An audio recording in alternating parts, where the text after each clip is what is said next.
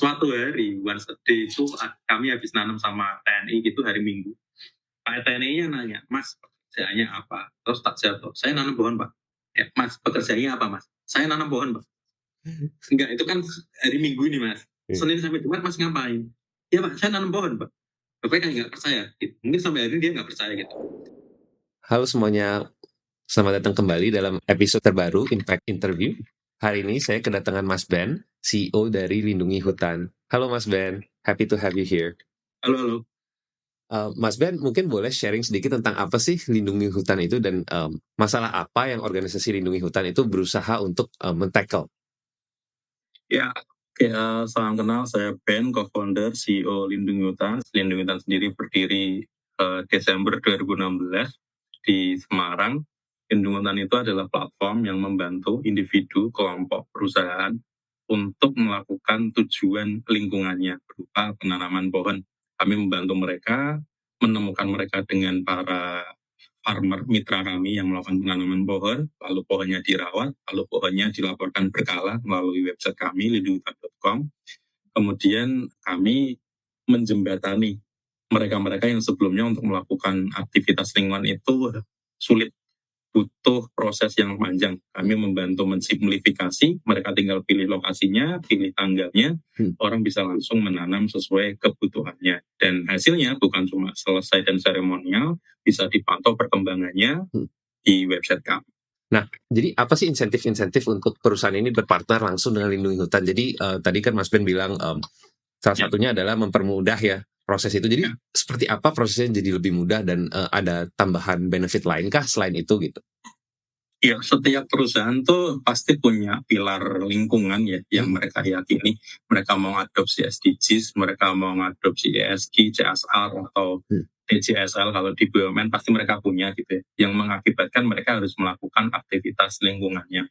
Sedangkan melakukan aktivitas lingkungan sendiri kalau kita ketahui itu prosesnya lumayan. Misalnya mereka harus survei lokasi, survei waktu, survei tempat, belum ngomongin harganya gitu ya. Bolak-balik lah ngurusin satu event yang sama. Nah, di Lindungi Hutan itu kami menyediakan kalau ini tuh dilakukan oleh kami itu bisa satu klik gitu. Jadi semuanya udah tersedia, tinggal kebutuhanmu tuh seperti apa. Itu untuk ngomongin the efficiency of the process. Tapi nextnya adalah tentang keberlanjutan. Sebagaimana kita tahu penanaman pohon itu bukan hal yang baru ya. Dari tahun ke tahun kan udah dilakukan gitu. Karena kebanyakan nanam selesai pulang gitu. Dan yang kami tawarkan apa? Kami back to basic gitu, bukan kami ngandalin teknologi, tapi penanaman akan sustain kalau ada yang ngejaga. Ada yang ngejaga karena ada orang yang tinggal di dekat sana gitu. Konsep yang kami tawarin kan fundamentalnya ada 5 pilar ya. Kami tuh nawarin yang mudah, berarti kita nggak sulit, berkelanjutan tadi udah saya highlight. Yang ketiga transparan. Siapa yang support Lindungi Hutan, siapa yang support mitra Lindungi Hutan tuh semuanya, semua hasil penanaman bisa diakses di website yang sama. Jadi kita nggak ada tutup-menutup gitu ya. Jadi semua orang tuh nggak perlu login untuk tahu hasil yang kita lakukan kayak apa.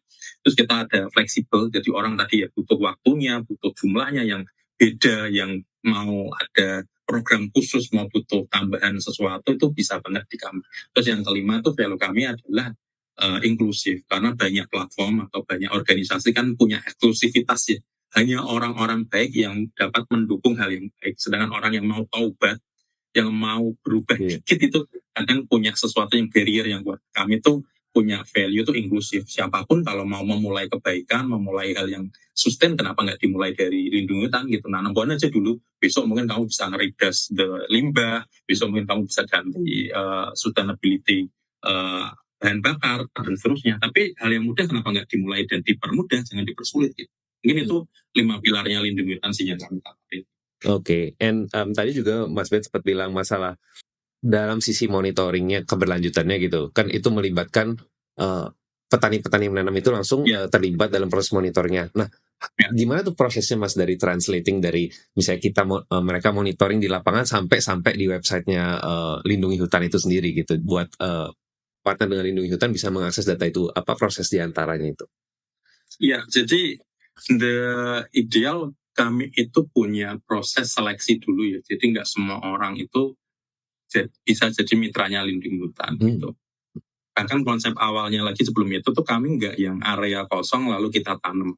Kita tuh pendekatannya pendekatan community tadi. Harus orang yang bertanggung jawab sama penanaman itu adalah orang yang di sekitar lokasi itu, tinggalnya memang di situ, terdampak langsung kalau lokasi itu nggak beres gitu. Dan mereka punya track record, mereka itu pernah melakukan penanaman gitu, dan hasilnya juga udah kelihatan. Jadi proses seleksinya benar-benar kayak gitu, bukan tanah kosong kita cari orang untuk nanam di sana. Itu untuk meminimalisir kegagalan pemilihan orang dan jenis pohonnya. Tuh.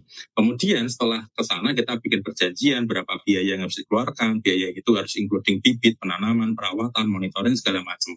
Mereka harus membantu kita. Idealnya proses monitoring itu dari mereka, karena kami juga sebenarnya udah nyiapin aplikasi tersendiri untuk farmer bisa update gitu. Tapi nyatanya mitra kita kan kebanyakan usia lanjut gitu ya, 50 tahun ke atas yang enggak savvy lah gitu. Akhirnya yang bisa kita lakukan ya tim kami masih tetap harus datang ke sana ya. Jadi tim kami datang ke sana bantu the petaninya untuk melakukan monitoring gitu. Jadi proses monitoringnya masih dibantu sama tim kami, dan hasil monitoringnya itu bisa dilihat di website kami. Di sana ada jumlah pohon hidup, jumlah pohon mati, rata-rata diameter, rata-rata tinggi pohon, dan rata-rata serapan karbon secara matematik. Jadi itu sudah tersedia otomatis, berapapun yang dia tanam sama kita bakal dilakukan treatment yang Lindungi Hutan sendiri itu adalah organisasi yang mulai dari Semarang, Mas. Nah, mungkin juga sharing gimana sih awal mulainya Lindungi Hutan itu, dan kenapa base-nya bisa di Semarang dan nggak let's say di big cities kayak Jakarta gitu.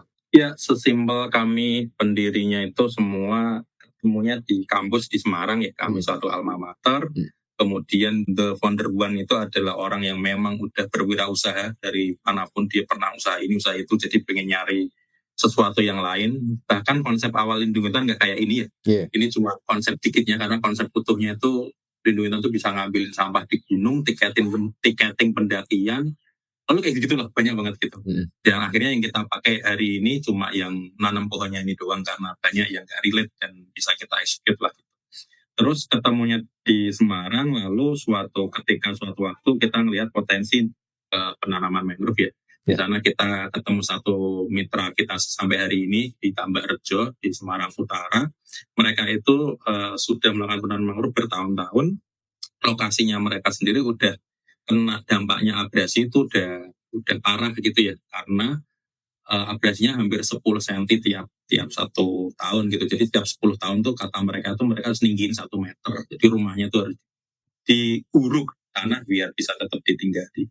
Jadi dari fenomena itu mereka tuh melakukan mangrove. Pertanyaannya kan, kenapa yang nanam mangrove itu hanya yang ke sana, mahasiswa lah, perusahaan lah, yang memang di sekitar sana. Kami sebagai orang komputer, orang IT cuma mikir kalau orang bisa pesen ojek, pesen makan, pesen tiket, pesen barang, belanja bisa online, kenapa enggak orang bisa bantuin community ini online juga. Jadi itu konsep awalnya. Akhirnya ya kita bantuin kelompok ini, ternyata kelompok yang lain mirip kelompok ini banyak. Di sekitar Semarang juga ada, Demak ada, di Tegal, Brebes ada, sampai seluruh Indonesia ternyata ada. Sampai hari ini kita akhirnya punya sekitar 50-an mitra yang semacam kelompok ini, yang mereka memang tugasnya sehari-harinya tanpa kita bantu pun udah ngelakuin. Jadi kita cuma jadi jembatan, kita cuma tugasnya eskalasi. Dulunya yang datang ke beliau hanya orang lokal nih, sekarang orang mana-mana kita bawain ke mereka gitu. Itu sih kurang lebih cerita awal. Oh, oke. Berarti sekarang dari awalnya mulai di Semarang, sekarang Lindungi Hutan ini sudah aktif hampir di seluruh daerah di Indonesia ya. Nah, kira-kira tuh dari sisi dampaknya tuh Mas, jumlah pohon yang ditanam, berapa mitra yang bekerja sama, dan berapa karbon yang sudah di-save, itu ada nggak sih angka kurang lebihnya? Sekarang tuh pohon tertanam kita itu ada 810, dari total tuh pengennya kita tuh nanam sebanyak penduduk Indonesia. Banyak banget. Iya. Kemudian kita udah ngeran 1000-an kampanye, kemudian punya mitra 50-an, dan yang kami highlight juga adalah keterlibatan masyarakat ya. Itu mungkin jarang orang lihat ya, karena lindungan selalu diukurnya dari the result-nya. Result-nya itu adalah penanamannya. Padahal kan fokusnya kami bahkan kan ngajakin orang sebanyak-banyaknya kan gitu ya.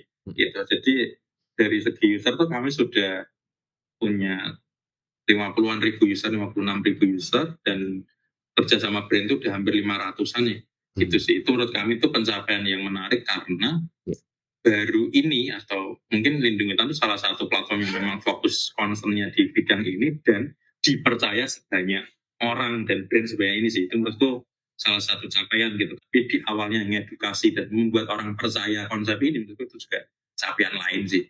Iya, nah itu cukup menarik sih, itu exactly yang saya pengen tanya gitu. Jadi di awal mungkin sekarang where it is, it's easier to convince misalnya, oh, brand to work with it because you have, cases that you can show dan awal-awal berapa tahun, ke belakang mungkin orang nggak se-conscious ini masalah environment ya. Awalnya Iya, betul.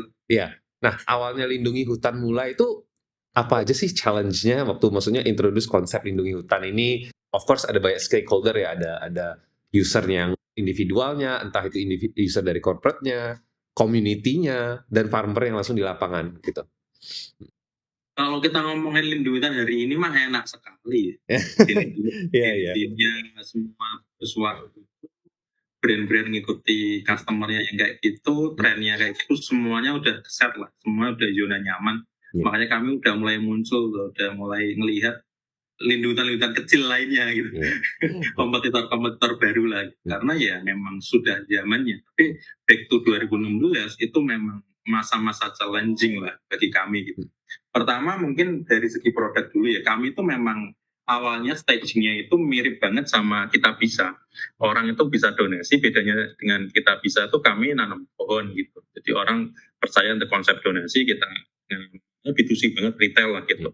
Dan keyakinan kami di awal tuh orang tuh mau nanam pohon. Itu salah satu keimanan kami yang salah. Orang itu nggak akan nanam pohon. Seumur hidupnya, sepanjang hidup nggak akan orang tuh nanam. Itu keyakinan yang lebih tepat. Orang nanam pohon itu karena sesuatu. Nanam pohon itu cuma bentuk dari keyakinannya. Bukan keyakinan itu sendiri. Jadi orang nanam pohon itu misalnya ke farmer kita memang benar-benar untuk nahan bencana tadi ya. Gitu. Tapi untuk orang ini tuh ada simbol sesuatu. Ada yang melakukan nanam pohon itu karena merayakan hari tertentu gitu ya. Oh, hari bumi nih, nanam pohon yuk. Tapi kalau ketika kita punya treatment yang lain di tahun-tahun selanjutnya, misalnya orang itu nanam pohon itu karena pengen nunjukin ke idolanya. Kita pernah punya produk namanya Kado Bumi itu. Idola K-pop itu semua kayak pernah nanam di lindung hutan desa banyaknya gitu. Karena ya mereka pengen nunjukin ke idolanya kalau mereka ngasih sesuatu yang lestari timbang karangan bunga yang jadi sampah kan misalnya. Atau kita pernah tadi produk Bandung, kalau kau nggak mau nanam pohon ya udahlah, kau beli aja produknya sekaligus nanam pohon. Itu juga ramai. Kemudian memang 4 tahun awal juga kita nggak ketemu partner ya, ketemu klien ya. Jadi semuanya datangnya dari retail, kita bikin event, kita pernah bikin merchandise, satu pohon dan seterusnya kayak gitu. Dan itu ternyata kurang kuat untuk membuat semuanya berjalan. Barulah 2020 awal, pandemi awal itu, semuanya berubah gitu ya. Kita ketemu momentum, ketemu salah satu brand, salah satu merek besar, akhirnya merek besar itu jadi portofolio kita, akhirnya orang-orang juga udah mulai kenal kita. Karena track record kita dibangun lah gitu. Orang nyari di Google pasti kami salah satu yang muncul lah untuk akunsi spesifik. Itu menurut kami yang kalau ditanya resep suksesnya Lindungan tuh 3 doang. Pertama kita komitmen tuh ya kalau kita mungkin tahun kedua udah ya udah kita nggak usah nanam pohon, ngurusin sampah lah. Semua orang ngurusin sampah gitu. Ini udah nggak ada Lindungan. Yang kedua tuh konsisten. Kita tuh selalu menyuarakan hal yang sama. Mungkin kalau Lindungan udah mulai miring ke sana miring ke sini karena nggak ada, ya udah nggak ada. Yang ketiga nih yang semua orang nggak mau, sabar. Gitu. Tahun keempat kita baru ketemu momentumnya tuh. Karena ya selain kita punya portofolio, udah punya banyak track record, ya orang udah mulai aware 2020 tuh.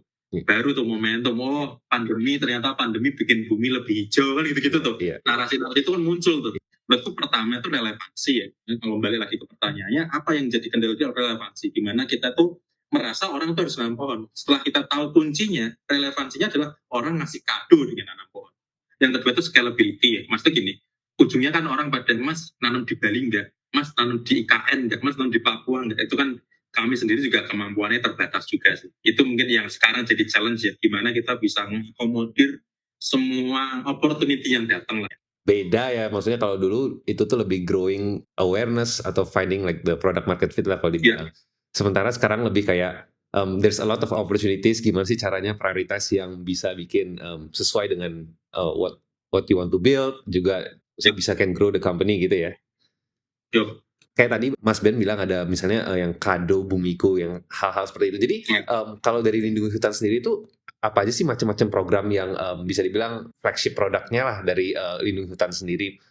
Iya, basically itu kita nanam pohon. literally kami tuh hanya nanam pohon gitu. Cuma kemasan covernya tuh berubah sesuai zaman gitu. Jadi the essential always same. Kita tuh jualan burger gitu ya, tapi di depannya tuh kayak burger sehat, burger apa, burger muslim. Ya.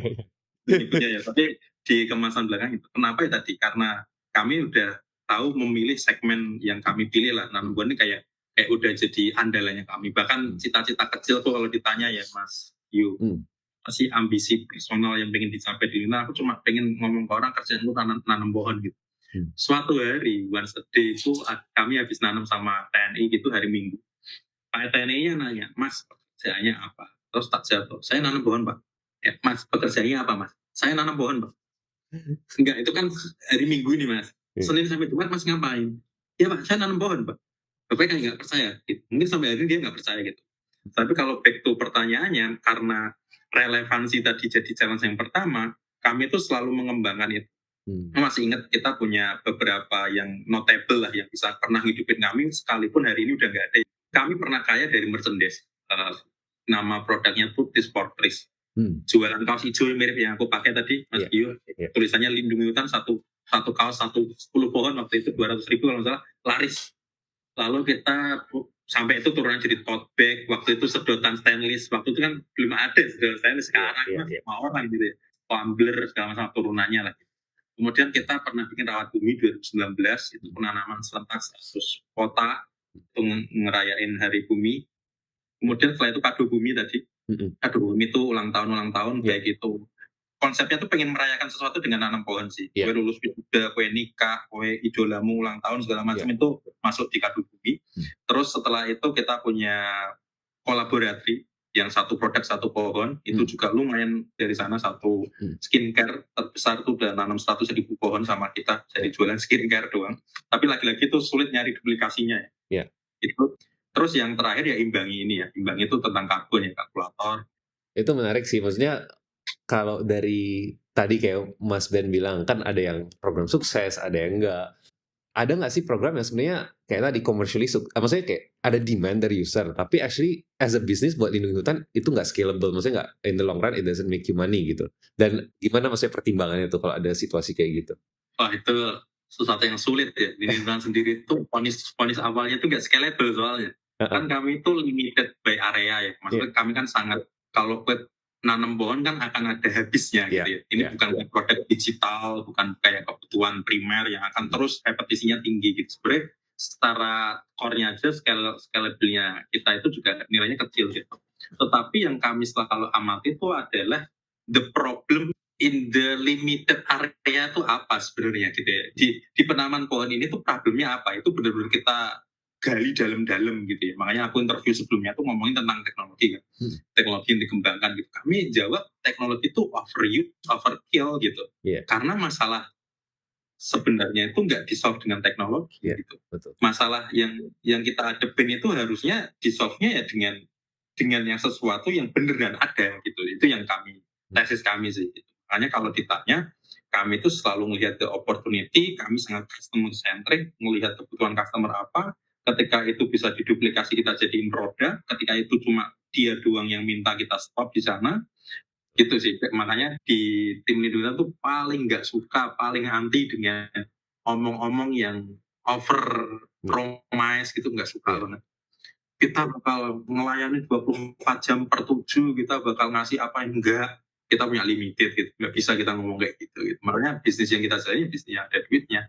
Sekalipun menurut banyak orang, menurut Pak Tentara tadi, menurut beberapa visi, menurut beberapa teman, ngapain sih BP kerjaan itu?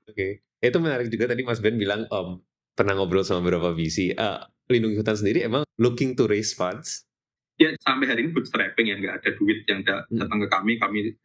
Investor kami adalah customer kami gitu, yang percaya sama kami. Ini kita selalu nyoba untuk ngevalidasi, nyoba untuk nyari temen, nyari koneksi, hal-hal yang nggak kita punya lah sebagai orang lokal, orang daerah yang punya limited lah. Network dan uang itu kan limited ya untuk orang daerah. Harapannya ketemu visi itu bisa ada orang yang bantuin mikir, ada yang nambahin sisi komersial gitu, ada yang punya network yang bisa kita bawa. Kalau duit kayaknya nggak segitu pentingnya bagi kami ya. Duit itu sosok gitu. Iya betul sih. Jadi bukan masalah duitnya tapi masalah network, knowledge gitu-gitu ya juga. saya juga pengen pindah ke sisi, kan kita udah banyak nih ngomongin tentang sisi bisnis side-nya gitu. Mungkin dari sisi impact-nya sendiri, Mas Ben, maksudnya kalau dari sisi story of transformation nih, apa dampak untuk misalnya farmer yang pernah bekerja langsung dengan lindungi hutan? Ya, one story yang menarik banget ketika bangun ini tuh ketemu sama one of petinggi Gojek ya, yang cerita awal dia di Gojek itu dia disuruh ngikutin tukang ojeknya, terus boleh nanya-nanya sama tukang ojeknya, terus tukang ojeknya tuh punya mentality ke ATM, masuk ke mall, dulunya kan nggak berani bahkan mereka. Iya. Sama kayak di yang perasaan di lindungan ya, kalau ngomongin penghasilan is okay gitu, karena kami kayak seminar-seminarnya pasti sebulan sekali nanam, jadi mereka dapat pendapatan tambahan. Tapi beyond of itu menurut capacity gitu sih. Kami aja kan ada tamu-tamu dari jauh ya. Maksudnya perusahaan ke sana datang juga. Mereka kan harus di-treat untuk menerima tamu gimana ya, biar nggak malu-maluin. Mereka juga naik kapasitinya, naik mentalitinya, bahwa mereka ya dianggap, diakui, ditanya-tanya pasti ditanya perjuangannya gimana, kasusnya apa. Berarti mereka harus public speaking juga dan seterusnya. Kapasitinya bakal mungkin punya teman capacity. Mungkin yang lain lagi adalah apa ya, cerita mereka yang selama ini itu rahasia sih.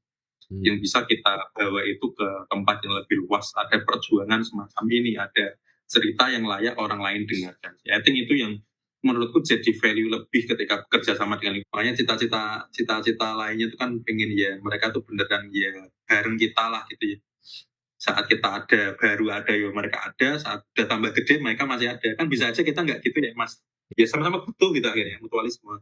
Mungkin dari sisi plan ke depannya nih untuk lindungi hutan sendiri, apa sih plan ke depannya Mas? Maksudnya untuk lindungi hutan biar bisa lebih lagi dari sisi penanaman pohonnya, berdampaknya, dan sustain as a business-nya juga gitu. Kami sekarang itu ada 3 hal yang kita lagi kerjain. Satu tuh kita bangun API ya. Jadi pengennya tuh gimana kalau orang transaksi dimanapun tuh sambil nanam pohon gitu ya. Lagi-lagi untuk value memudahkan siapapun, nggak mahal, semua orang bisa terlibat sambil transaksi lah, jadi nggak kerasa. Yang kedua itu kita lagi ngembangin the ESG gitu ya. Pengennya nggak nanam doang, tapi masyarakatnya tuh punya impact yang lebih luas di sana tuh apa. Misalnya kita ngomongin tentang bibitnya sampai pengolahan hasil hutannya itu apa tanpa menebang yang tadi jadi ekowisata segala macam kita cariin donor atau grant gitu kan. Terus yang ketiga itu kita lagi ngembangin imbangin untuk karbon itu. Tapi kita ngembangin itu karena versinya sekarang kan masih retail, pengennya bikin versi bisnis lah. Kalau ada satu kantor ngomong kami pakai AC, pakai gini itu harus ngapain lah, kita bisa ngasih solusi buat mereka. Dan mungkin pertanyaan terakhir Mas Ben, untuk Mas Ben mungkin ini dari sisi your journey as an entrepreneur nih, kalau misalnya bisa ngobrol ke Mas Ben yang lama nih, what advice would you give him when he's building his business gitu? Aku sering banget melakukan ini, Mas. Jadi aku di lindungi hutan itu mengekspresikan apa yang nggak bisa aku lakukan. Nggak keterima di kampus, tadi udah kasih di cerita intronya, aku makanya di Lintan tuh bikin lindungi hutan akademi gitu ya. Itu konsep magang gitu ya. Tapi magangnya itu tiap seminggu sekali itu aku sharing. Sharingnya itu ya sama. Apa yang pengen tak sampaikan ke aku yang dulu, aku percaya nggak bisa merubah diriku yang lama, tapi aku bisa ngasih insight ke kalian di masa depan. Aku bikin one on one untuk timku, aku bikin ikut mentoring atau jadi mentor di banyak hal karena aku merasa aku punya utang gitu. Lah kalau ngomongin buat bisnis, kalau skopnya cuma tentang bisnis gitu ya, mungkin kalau dari awal itu mungkin aku akan ngomongin tentang ya fokus gitu ya. Jadi lakukan yang kamu percayai gitu ya. Percaya yang apa kamu lakukan lah, jangan setengah-setengah lah, intinya gitu. Saranku selalu fokus aja sih. Orang yang fokus tuh punya capacity yang akan lebih cepat lah